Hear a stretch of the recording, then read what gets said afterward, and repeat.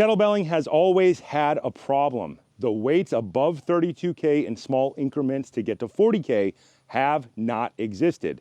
This means that the upper limit for normal people to train to was 32K because of economics and because the weights just didn't exist. Now all the weights exist. Here are two boxes. These two boxes are a new kettlebell that nobody's ever made before and a new design that goes from 14 kilograms to 40 kilograms. For reference, 40 kilograms is insanely heavy. We used to call that the bulldog. A 40 kilogram weight tends to cost $500 a piece plus shipping. What we have done is we've made a new design of competition adjustable kettlebell. The top is competition, the bottom is not. Why does the kettlebell need to be round on the bottom? It doesn't really. It doesn't stay in your car very well. It rolls around. I travel all the time, so I wanted a kettlebell that did not roll in my car, and I wanted something that allowed me to put it down on the ground stably on unlevel ground outside of a gym so that you could do ground engagement type activities like kettlebell man makers. Or I wanted to use the kettlebells as parallettes. Load them up heavy enough, put a solid flat bottom on them, and now we are trying to solve as many problems as once. I used to be an engineer, so I think engineering things. I always am looking for problems that I've had, and I want to solve them because I'm pretty sure other people in the world would like those problems solved as well. This is a problem I've been thinking about for almost 20 years. Almost 20 years. Today we're using my favorite truck knife. This is an SE6 in order to open these boxes. Great knife. It's expensive, but it's basically indestructible. This one's been in my truck for probably 15 years now, and it's not going anywhere.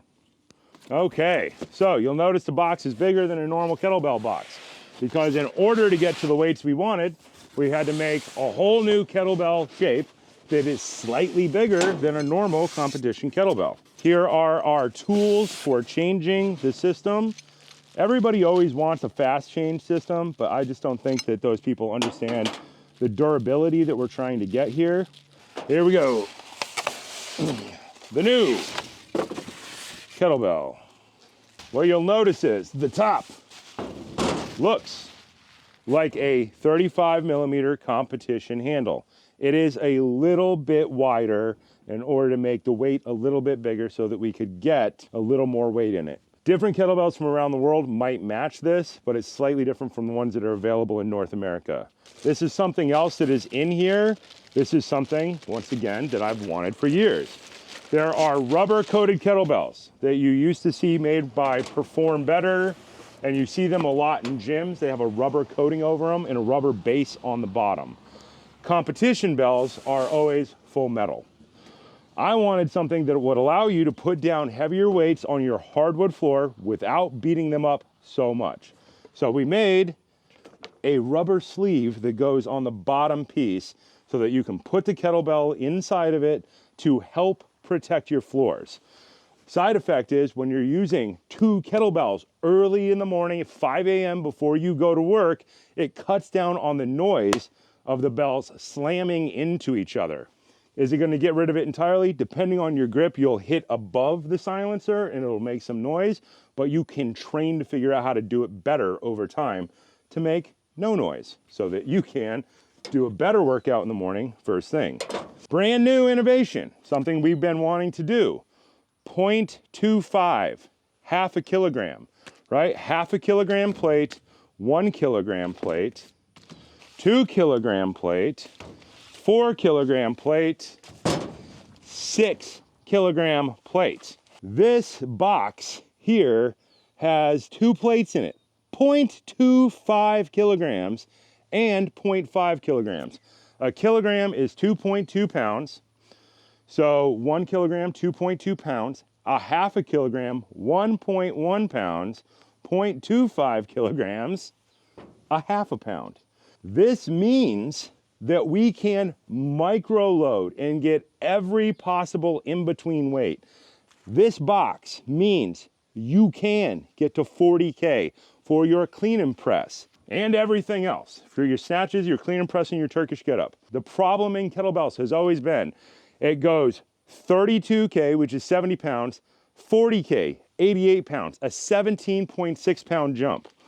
With this, we now have, I think, 32 kettlebells above 32K. We have 32.25, 32.5, 32.75. It's now Olympic lifting. Side note, we also have a plastic bottom that we have made available for this unit as well, specifically for people who have been brutally injured. This takes the system from 14K down to 9K. This means the ultra injured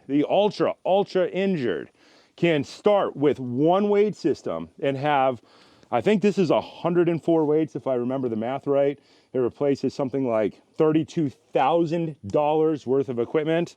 And this allows us to get even more weights, 9, 9.25, 9.5, 9.75, 10, all the way up to 14. You're getting another 20 weights here for people who've been super hurt.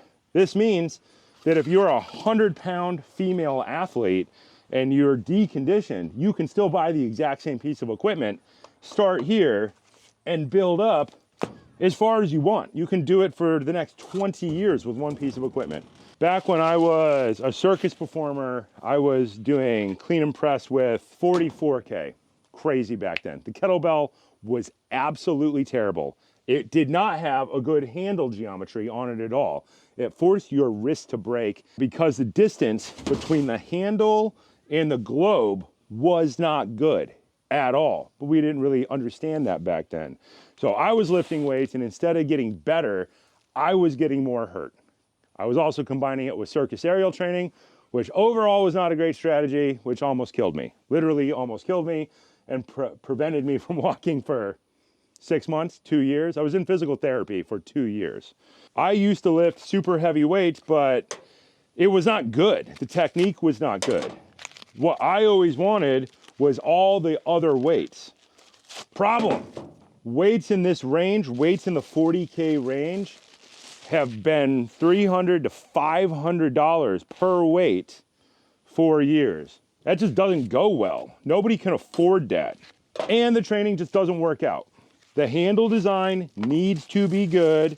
The geometry needs to be correct so that you can lift the weight effectively. Olympic lifting is so effective because the barbells are standardized, because the plates are standardized, because as people are chasing those big, heavy, clean numbers, the technique stays the same because the implement and the center of mass stay the same. With this, the center of mass will not stay the same. It will shift, but the handle and the geometry of how it lines up on your arm will stay the same. And now the big boys. These are the nasty ones, the 6Ks. 6 kilogram plate. There's 2 of them in this one box. Let's crack open the shell. It's not a fast change system. In kettlebells, we don't really do drop weights. You can if you just buy more bells. Now you can micro load your drop weights like it's a barbell. So I already have 2 of these that I've been prototype testing. I think I'm gonna end up with 8 of these bells, because then you can change your light day, your medium day, and your heavy day forever. We have our central spindle. This is a proven simple system, which is very difficult to hurt. That's what we want. Here we have 4K.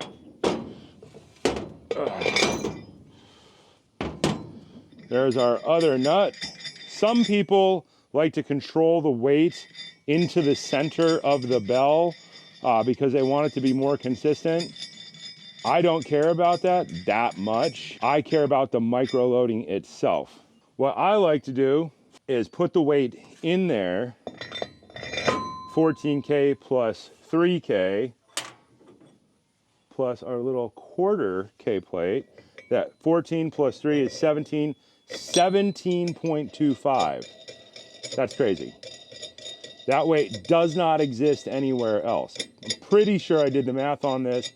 And if you add up all the bells that you're replacing and the bells that don't exist anywhere else, it's about $32,000, not including shipping. The rough calculation on the back of an envelope, without getting out an Excel spreadsheet, is $50,000 worth of stuff in shipping replaced with 2 things that go in the back of your car. I mean, I'm a nerd, but I think that this is pretty cool. What I like to do is double stack the nuts. I've realized that people don't know what this is, but it's just an old farming thing where you tighten down the one and then the second nut tightens down on top of it, and that friction fits them to lock them in place. That's in place of a lock nut. So they friction together and then it doesn't move. We put on the bottom, super simple. We made a longer bolt for this one because I simply wanted more thread. So we just made it, I think 20 centimeters longer. It's about 1 inch longer so that you get more bite. So it gets tighter, longer lever. So it gets tighter because there is now more weight in the system. We want it to be more secure. Now you have a weight that doesn't exist anywhere else, 17.25 kilograms. Here's something that you're going to need to be aware of. There's more mass out here, which means that if you're used to competition kettlebells, there is now more mass away from your hand. It's going to change the way the lever is in the beginning. So you're probably going to have to go down a little bit in weight and work on your clean and press program. And this was specifically done for the Snatch program because there's more lever away from your hand. You're going to have to learn to pull back harder and align your wrist better.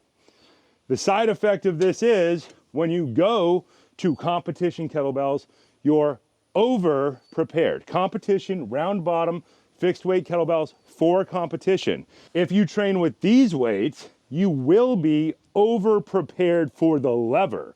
It will make normal bells feel lighter. I'm always trying to solve problems that I've had, and this is a good one. Getting the rubber thing on, not too hard. Slides right on, right off. We've made kettlebells with other companies in the past. We made this one in conjunction with Hephaestus Athletica. One of the things that we really wanted to focus on was handles. If a handle on a kettlebell is bad, the kettlebell itself is bad. We didn't want people to have to take it. Like 20 years ago, you used to buy a kettlebell and there'd be weld seams in the corner and you would have to go in and file it and sand it yourself. These handles are pretty good. If you slam them together a bunch, you will of course affect them. If you leave them outside, they will get some rust on them. Let me pull up my test bells. So these were my test bells that I've been carrying around in the truck for the last couple of months. Game changer. The second I got them, instantly in love. But you'll see you can beat the handles up. When you beat your handles up, you're just going to get sandpaper after a couple of years and smooth them out. Mine are beat up because mine are outside all the time or in the back of a truck. If yours are inside, you're not going to have that issue, right? You will have an issue probably, as you do with every kettlebell, from slamming them together when you're doing your double movements, right? Our goal is to figure out how to make that quiet. But going up to 40K is nuts. More steps yields better outcomes. I wanted to work on squats. I've been wanting to work on this for years. I find a bunch of other ways to solve the problem. Slam ball, sandbag, but double kettlebell front squats, because of the way you hold the weight in front of you, is like a perfect barbell front squat. When you rack it up and you line up, it forces your spine into perfect position, your knees into perfect position. If you have been very hurt, like I have from doing a bunch of dumb stuff, then focusing on a double kettlebell front squat is a way to fix a lot of problems. Double 32K is heavy. Double 40K is great. I wanted people to be able to run clean and press, double clean and press, double snatch press, snatch, single arm up to 40K. And I wanted people to be able to go to double front squat in a perfect barbell style mathematical program, 5 sets of 5, 2 days a week. Normally the solution in kettlebell is you have a fixed weight and you do a volume cycle. Great solution. Horrible solution if you have as many joint injuries as me. We have to minimize the stress on our joints as we've done more dumb things in life. I myself am probably waiting on a full knee replacement, which means there's not a lot of stuff in my knees. So I have to pick and choose how many reps I do of load on my knees. I do high rep activities like the Snatch program, which build up to 200 moves in 10 minutes. That means I would prefer if my squat program was lower rep. High rep on one movement, low rep on another. Double kettlebell front squat, this allows us to do a 5 sets of 5 perfect mathematical Olympic style squat program that will force us into perfect technique so we can stretch and get better and stronger with our horrific injuries. Now you can start with a lightweight, get to a heavyweight, and you can get to 40K, which is nuts. Doing a clean and press program and getting 150 reps from below the waist to overhead in 25 minutes with an 88-pound weight is crazy. That is athletic training that's on par with the NFL. If you have 2 of them and you get to double 40K, that's crazy. Now you can get there because you can microload. Use it like a kettlebell, use it like a barbell with perfect movement pattern. If you're injured, use it. One product to rule them all. That's what we're trying to do. One kettlebell to rule them all.